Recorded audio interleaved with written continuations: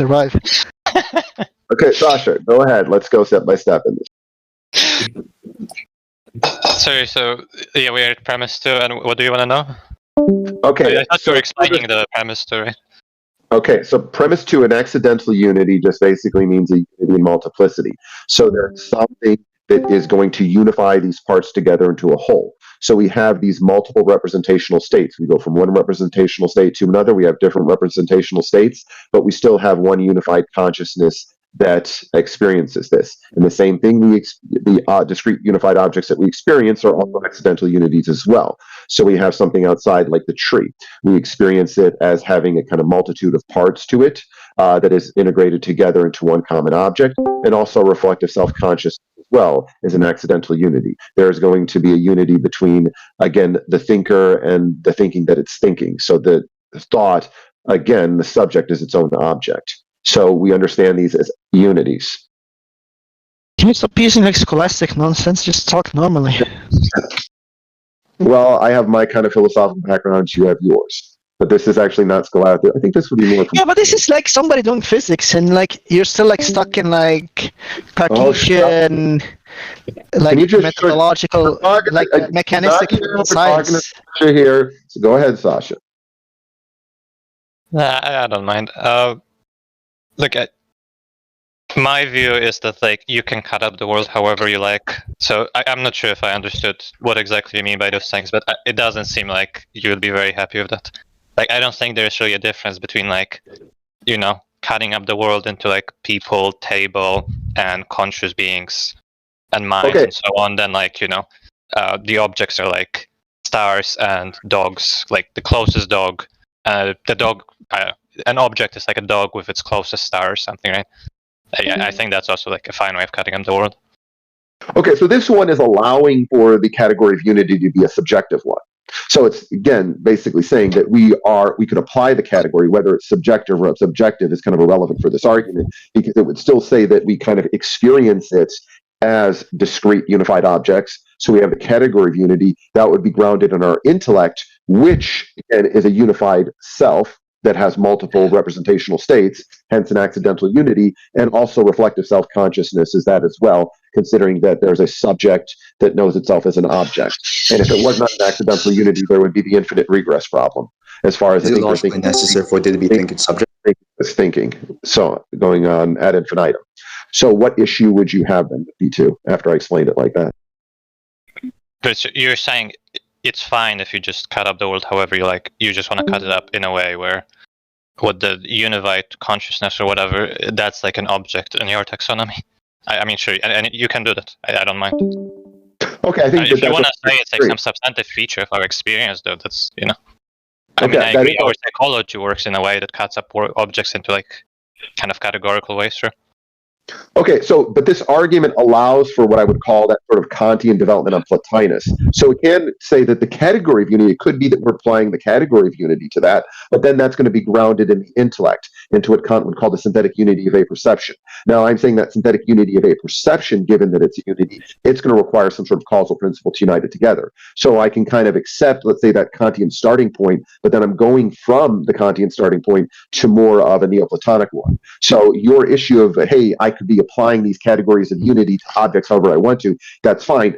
Even if they're not objective in reality itself, you still apply the category of unity. So you still have that category of unity that still does exist, and you still have that unified consciousness, that synthetic unity of a perception, which is then generating that category of unity. So again, if you want to go this whole Kantian route, I kind of made this argument to kind of deal with that Kantian basis. To sit there and say that that's fine. If I'm understanding correctly, then like what I'm going to reject is just P3, right? There's no like us needed to like get that kind of unity going, right? Okay, well, here would be the response to that. If there is no cause to unify the parts together in unity, then by definition they'd be an arbitrary aggregate. So there that's would, what I think. Yeah, but that goes against the experience we have in P2. Or the first experience in P2. Sorry, the experience is organized, but it doesn't tell you anything about the thing. It tells you something about you. Okay, something about your psychology and like how you divide it could be like a number of like arbitrary experiences. Like having an experience doesn't mean that like the set is an arbitrary. Well, I guess if you want to go down that route, I could change this into more of a transcendental argument, which basically means you have to kind of presuppose this for knowledge. Because if you do not have a unified nobody would agree with like that premise that you need to presuppose this for knowledge. Like nobody would. Okay, but here's the thing: if you do not have a unified consciousness, then basically what you're going to have is a set of. No, people are going to say you have a unified consciousness. Yeah, no, there's like no read. If there's not an actual principle that is unifying these mental states together, and they're just going to be caused, and this is just an experience that we have as an illusion, then we really couldn't have any kind of propositional knowledge like this, because there would be nothing that relates these together. Yeah, but why? There's nothing that relates. There's nothing that relates. Why do you need them to relate each other to have knowledge? Now, okay, so if there isn't a unified consciousness that's doing this, it would just be no. There is a unified consciousness. There's just nothing that unifies. There is a unified consciousness. There's just nothing that unifies them. Then how do you explain the unification then? Oh, it's a brute. Okay, so I would probably say that, and maybe if I was to move this, I could probably say it's more of a better explanation of this, that there actually is a causal principle that unites this rather than... Yeah, but that's not the argument you're running. Now you're running a different argument. There's going to be like separate problems with that argument.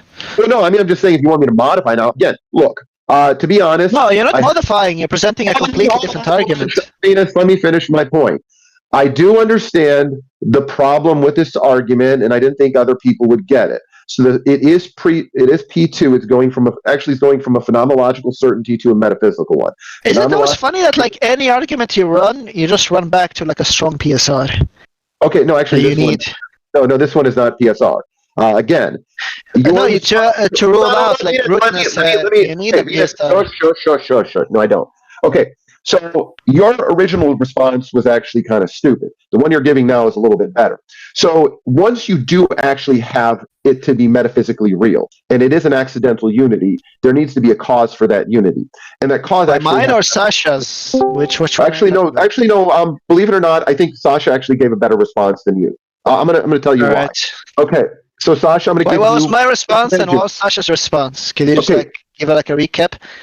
Sure. If I remember your response again, you wanted to deny the principle of causation, right? Now, Sasha, if I'm going to... No, I never wanted to deny the principle of causation. You didn't agree with ex nihilo nil fit. No, I asked you, what was the okay, hold on, Venus. No, but you're confusing two things. You told me prior to this, Venus, I'm not... Just listen to my response. There's a difference between being agnostic and denying it. I never denied it. I just said you can never justify it. And therefore, agnosticism is the correct epistemic position. That's different from denying it. Well, being agnostic about ex nihilo nihil fit is retarded, because that's basically saying the cause doesn't exist. Because it's tantamount to saying the cause... No, you're not saying anything. You're not saying anything. You're saying, I don't know if the cause... And I explained to you the semantical error that you made. Okay, hold on. No, because, again, here's the thing. You're picking on words. I explained to you what, again, ex nihilo nihil fit is, and I probably used it from Esther. You didn't even know what it meant. Yes, I did. Venus, could you please let me finish? You thought denying it meant that you're saying that, like... Okay, am I going to have to let me do this? Go ahead. Okay, I turned you down when I'm speaking, because for some reason, you do not let other people finish. Okay, so you have to understand something called context clues, okay? So when I'm using these terms, I'm using them in a context of a different philosophical tradition. Yes, people who go to continental philosophy or ancient sometimes use metaphors. So when I am saying ex nihilo nihil fit, I don't mean there's this kind of obscure substance called nothingness that has these obscure causal powers. No.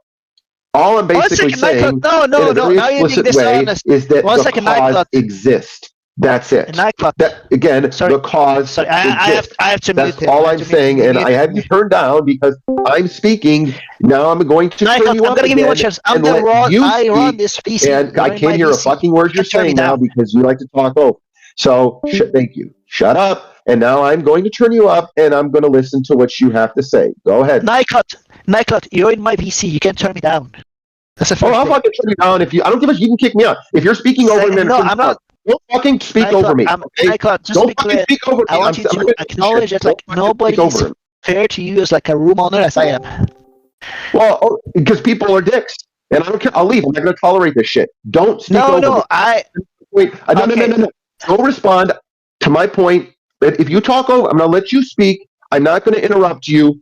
And then, and I thought, if you have a problem with over talking, let's agree to like 2 minutes each or something. Yeah, sure, that's fine. I could do that. All right, okay, fine. But here's the thing.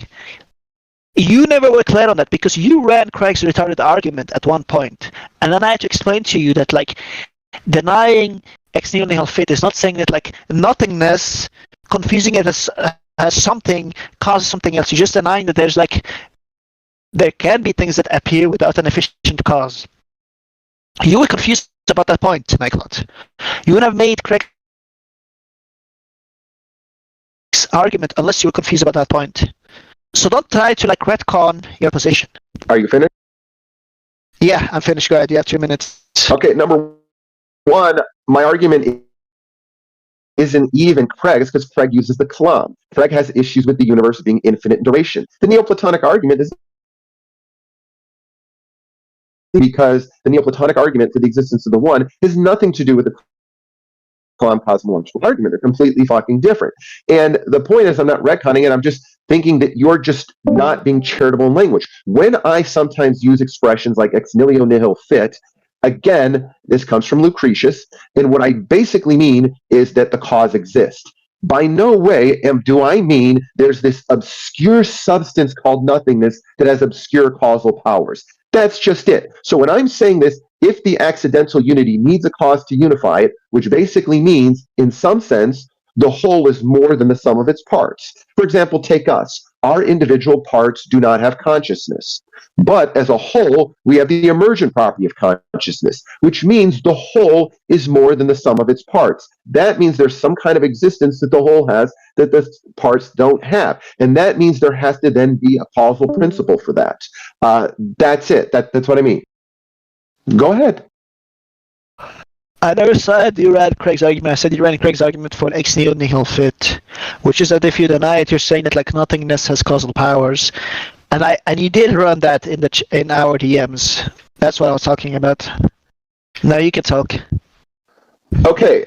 Now we can pick over, but no, I think the confusion comes in language. You know that I use these kind of terms. I'll use more metaphor, more symbol. So when I mean from nothing comes nothing, I don't mean there's this substance called nothingness. What basically I'm saying is that causal principle. Okay, so if there is, let's just say, more reality to the whole than just some of the parts, that kind of existence requires either, let's just say, for it to be in itself or to come from another. Given that it can't come from the sum of the parts, there has to be this external cause that, again, integrates the parts together, and also these emergent properties come from. Why? Because these emergent properties exist. If they real and they exist, then there needs to be a cause for their existence, either in themselves or through another. Aren't you just affirming the causal principle from the Kalam now? No, the Kalam is basically stating that, again, this is the difference. So in the Kalam cosmological argument, what William Lane Craig is basically stating that anything that begins to exist had a cause. So he's understanding the universe as being finite in time because he sees that an infinite series cannot have elapsed. So there has to have been basically, again, a first cause that generated the universe. Now, personally, I think the Kalam also can have problems as far as that whole ex nihilo nihil fit.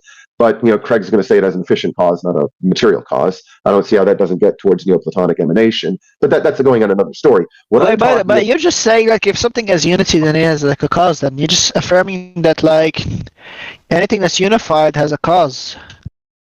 Okay, but that cause again is more of a dependency. That cause is a simultaneous one. It's part of it. Okay, so you understand the difference. No. Now you're confused. Okay, nobody's making any temporal notion. It can be simul. Go over essential versus accidentally ordered causal series. So are you aware between an essentially versus accidentally ordered causal series? Yes. Okay, so you would know in an essentially ordered causal series, these are not temporal events. This is more of a dependency relation. I know it's a logical it's a logical relation. It's not a temporal one. I wouldn't say it's logical. I'd say it's more metaphysical. Yeah, well, I don't believe anything in metaphysical, so you're not just talking gibberish by my view. But Sasha might be more. Sasha might be more charitable. Sasha might be more charitable. Well, that's going to be the problem, Venus. So for me, this will depend upon what's called Aristotelian metaphysical modality, which basically states. Yeah, I don't believe in that. I don't believe in that, like astrology. Can you let me finish? Okay. I'll tell you what. Go back to debating, Sasha. Oh, you just like to talk over me all the time. Go ahead, Sasha. Just go back talking to Sasha. Just go back talking to Sasha. Okay, Sasha, you there? Sasha, go ahead. Did Sasha run away? Sasha, where you at? Hello. Hey. Yeah, go ahead, Okay. Sasha. Continue your debate. No, I want to give Sasha. Sasha, you actually gave the better response than Venus. And I'm going to tell you why. With the thing of Venus, because and people hopefully don't accuse me of being a sophist, but the whole point of this argument was to smuggle in from P1 to P2, to go from a phenomenological certainty to a metaphysical one. If you really want to pick on it, you could sit there and say, yes, we have this experience of a unified consciousness of self, experiencing discrete unified objects and reflective self-consciousness. This is a phenomenological certainty. But if you go to this Kantian point of view, you could sit there and say, just because we have this experience, we don't know what's the cause of it. We can't go beyond the bounds of possible experience, so we don't know what's causing it. Now, I have been reading sections in Plotinus where Plotinus is trying to deal with that issue that someone like Kant would bring up. But in all fairness, I do think that's the only valid criticism you can have is that Kantian criticism. I think Venus's one is bad, because once P2 is granted, once these are actual metaphysical unities, again, then everything else will logically follow. Because if something is if something is metaphysically real and actually, let's just say an accidental unity, meaning that there's some external cause that unites the parts together, that external cause does exist. And so that's the point. Accidental unities need a cause to unify their parts together into unity. And then once we understand that it's part of what's called an essentially ordered causal series, that must have a first member, and the first member is the one. Now, I'm not sure, Sasha, are you familiar with the idea of what's called an essentially versus accidentally ordered causal series? Yes or no? Yeah, I'm familiar. I mean, not trying to be a dick. I'm actually surprised because it seems that we're going to these people who just only have a background. Yeah, Venus wouldn't be familiar with it. That's why he ran away from them. And he gave you their worst response. By the way, Sasha is just trying to trick. Okay. So the point is, I love how Imogen is laughing. Okay. So yeah, Sasha. So what is the Wait, let Sasha explain the difference, because I actually don't think Sasha knows the difference. Let Sasha explain the difference. Okay, go ahead. Yeah, okay, so some people would say that, accidental ones are temporally ordered, but, the fucking per se or whatever, the other type of causal series is metaphysically ordered or logically ordered. Because, some people think that the metaphysical ordering is just nonsense. No, but the example that Aquinas gave is like what the fucking stick with the hand, those are simultaneous. There's no delay, which isn't really true. Seems like the modern example. How the fuck did somebody get at that point? Okay, Sasha. Sorry? Okay, you. Play Call of Duty, Sasha. I wasn't actually, but you did get it right, Sasha. Though, good job. Thank you. Hold on. Sasha got a little bit of it right. Okay, so Sasha, the important thing he's not an Indian. He wants to say that there's something between the logical and the metaphysical. He's just got to talk nonsense at this point. But go ahead. Okay, so Sasha, what is the importance about the example that again Aristotle gives with the stick with the stone? Why am I moving? No, don't think of because simultaneous, yes.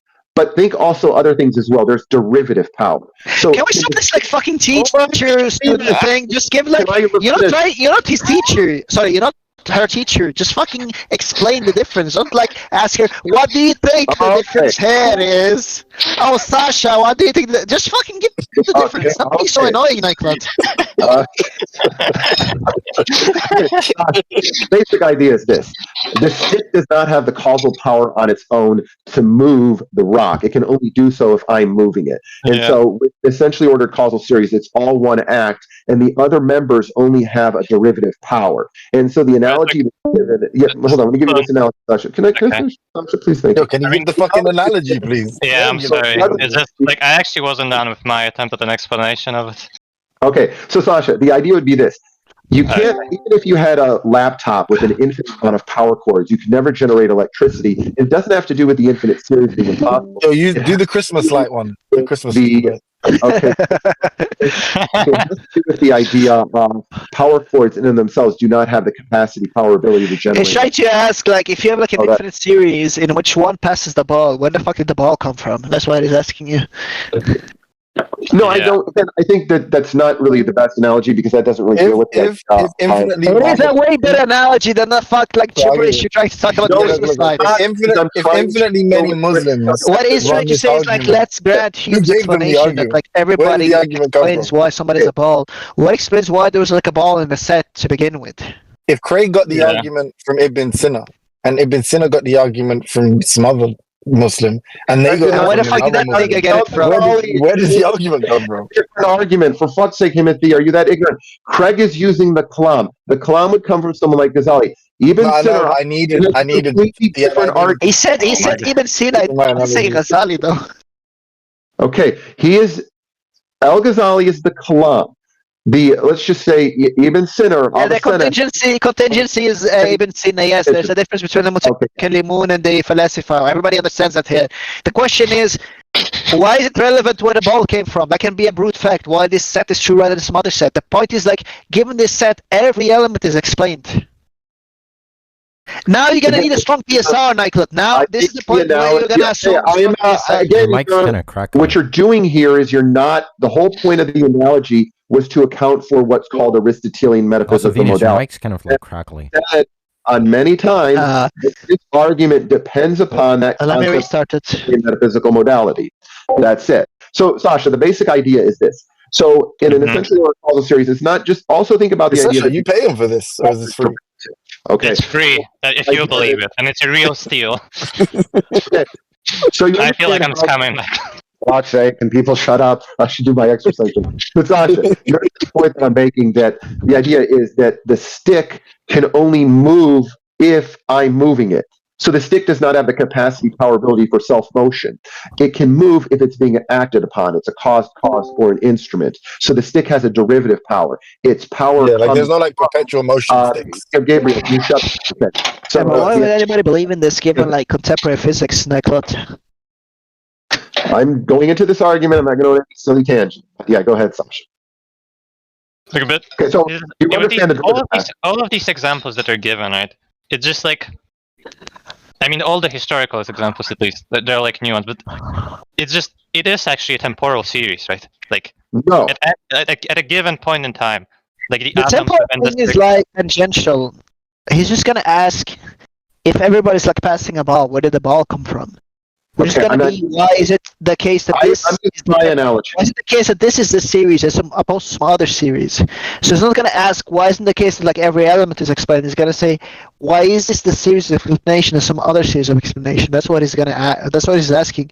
He's just too stupid to understand. That's what he's asking. Okay, so Sasha, let me no, my point basically is this. So I'm using an analogy to try to help explain the concept of Aristotelian metaphysical modality. But do you have any example of a series like that, where it just on analysis doesn't turn out to be a temporal series? Sasha, every example that I have to give you is something that I understand in the world. And Wait, do you have to give her the example? You're just conceding to their point then. Every example is going to be a temporal one. The fuck? Okay. No, because we can conceptually understand a cause of being. So the example is going to be something like Harry Potter, that we can. I just turned Timothy down because just even Harry Potter is going to be temporal. I'm saying funny shit. Yeah, no, Timothy. I'm turned him down. I'm just like no, Nyklot, don't turn him down. Turn him back up. I'm saying funny shit. No, if this guy, I'm gonna say if he speaks over me one more time, he's going to be turned down permanently. Okay, right, shut the fuck up. You speak for like fucking 1 second. No, Nyklot, you can speak for like 20 minutes straight and then ask people not to overtalk you. No, I don't do that. Now, like, when you start speaking, you just shut up. Okay, Venus, now, okay. So I will turn him up, but if he speaks over me one more time, I will turn him down, and I will turn him for like fucking 20 minutes then. Like, shut up. Venus, do you understand that? Give me a yes or no. No, listen, I'm like the root of your head. I'm just gonna fucking mute your ass if you don't shut up. Look, you can You speak mute me, for then 2 I minutes, leave. I Nyklot. don't care. I'm not going to tolerate this shit anymore. Go ahead, mute me. I'll tell you what, Nyklot, you have 2 minutes Nyklot, I'm gonna give you a good deal. You have 2 minutes uninterrupted, and after that, people can like over talk you. Is that fair? Fine, let me get a timer to make sure. Sure, hold on. I'll go online. I'll go to the site. I'll give you 2 minutes. I'll give you 2 minutes, and over that, like Himati or something can like step in and like over talk you. Sure. Hold on. Let me get the timer started. Okay. Yeah, you get like the special boy timer. Oh, fuck. Carefree, bro. How's it working out, man? Look pretty big. Shut your nerdy ass up. Oh, Moxie, bro. Shut up, you little twink, bro. Okay, I'm here. It's at 1:59. I'm starting. Go ahead. You're interrupted. Okay, there it is. It's Moxie, 1:57. bro. You literally, I bet you date guys. I mean, you I'm have blue supposed to hair. get uninterrupted time in this jackass is fucking. Just mute David. Just fucking mute kidding. David. I'm gonna ban David. Just give me 1 second. There, I like sort of mute it. So. Okay, let me go just ahead. sit. I'm at 2 minutes now. Let me start. All right, please start. Okay, I started it now. So the reason I'm bringing up this analogy of the laptop with the infinite amount of power cords is to stress the concept of Aristotelian metaphysical modality, which basically states that what is metaphysically possible is what something has the capacity, power, or ability to do. Now, power cords in themselves do not have the capacity, power, or ability to generate electricity.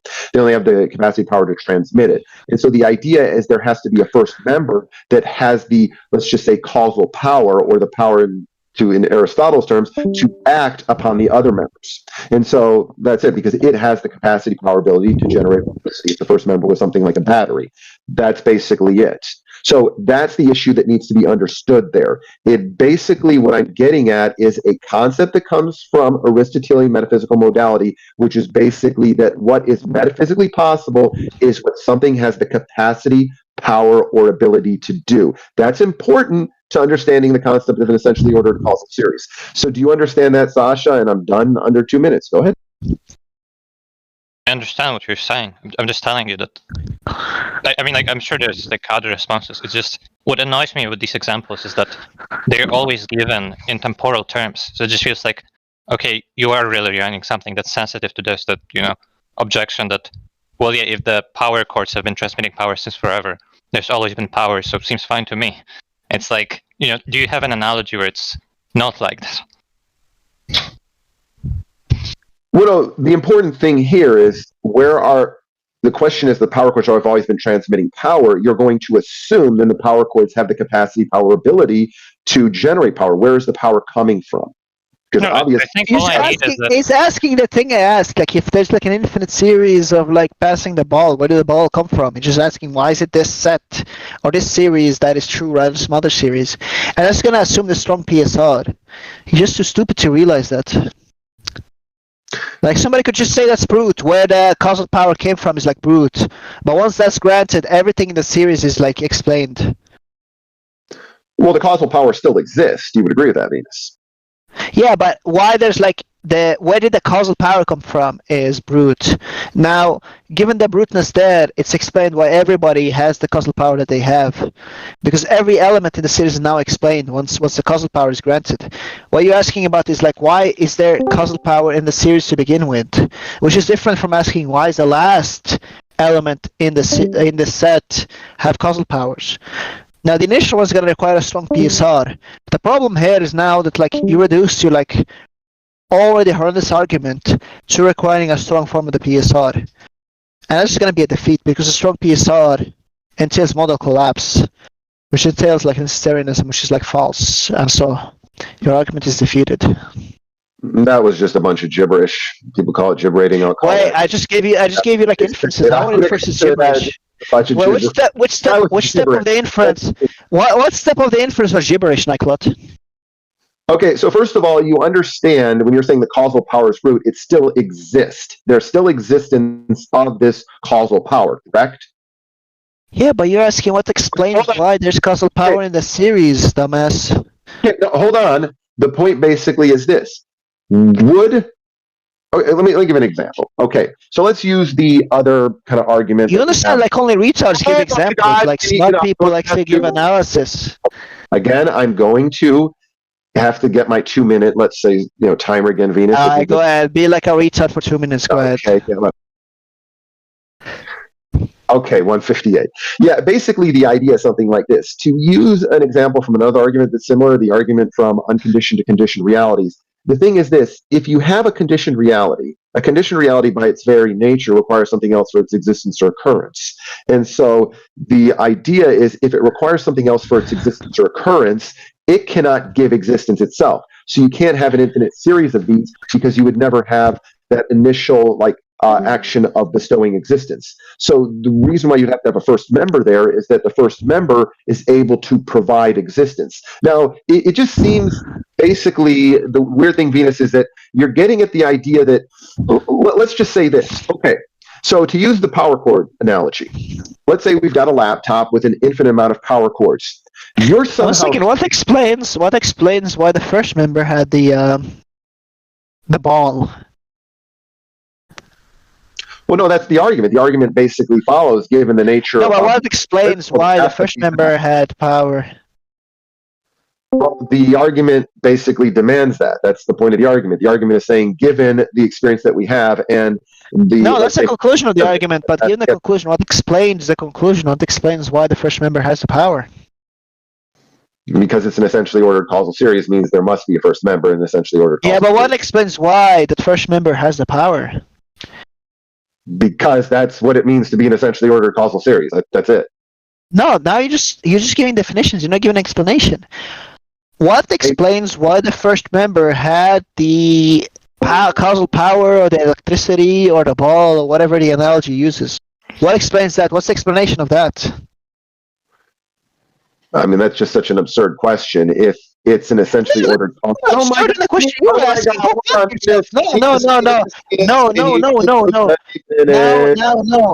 Go fuck yourself, Nyklot. You're not engaging with the dialectic here. No, because it's a silly question. Once you have the answer, come back. You're banned. You're banned until then, because you're like being a fucking retard. Yeah, don't be a bitch, Venus. You're being a little bitch. There we go.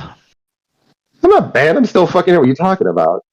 Like, he asks like the most fucking retarded questions. Somebody asks him one question, he's like, "Oh, that's like a dumb question." Whatever. It is a stupid question. I mean, you asked a stupid question. It's just what gives the first member that? It's in an essentially ordered causal series. By its nature, there has to be a first member. That's it. Once you basically look at the cause and you understand it's essentially ordered, it metaphysically... Like, even Aristotle and like fucking Thomas Aquinas wouldn't say that's like a dumb question. They would just say like the first member necessarily has the causal powers. They won't say it's like a dumb question. That's how stupid Nyklot is. You're a fucking piece of shit. It is a stupid question because people would know that it necessarily does have those causal powers because of the fact it's an essentially ordered causal series. You ask a lot of stupid questions that you should know.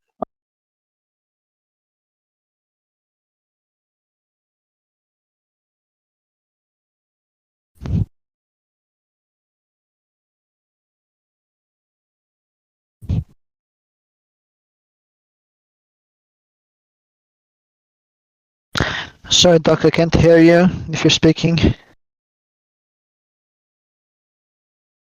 Is Sasha there? What's up, man? Alright, can you hear the Doc guy? No. Alright.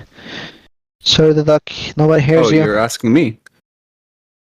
Yeah, it showed me that you were talking. Really? I had my mic muted. Interesting. Alright, never mind then. Yo, Moxie.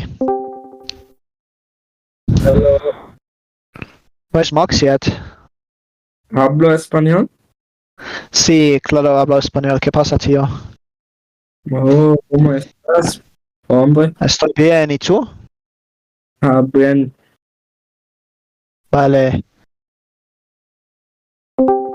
Yo, are you there, buddy? Moxie?